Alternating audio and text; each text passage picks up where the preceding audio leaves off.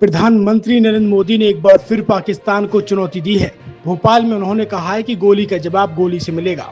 सिंदूर भारत के शौर्य का प्रतीक बन गया है। मोदी ने कहा है कि आतंकियों ने नारी शक्ति को चुनौती दी थी, यही चुनौती उनके आकाओं के लिए काल बन गई।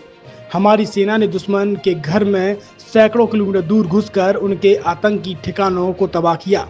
ऑपरेशन सिंदूर भारत के इतिहास में अब तक का सबसे सफल ऑपरेशन है। पीएम ने भोपाल में देवी अहिल्याबाई होलकर की 300वीं जयंती पर आयोजित महिला सशक्तिकरण महासम्मेलन में कहा कि लोक माता देवी अहिल्याबाई होलकर ये नाम सुनकर ही मन में श्रद्धा का भाव उमड़ पड़ता है।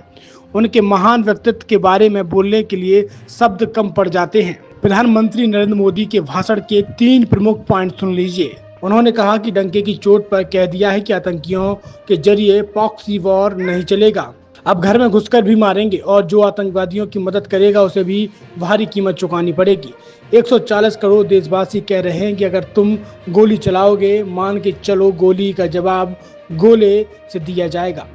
पहलगाम में आतंकियों ने सिर्फ भारतीयों का खून ही नहीं बहाया, उन्होंने हमारी संस्कृति पर भी प्रहार किया।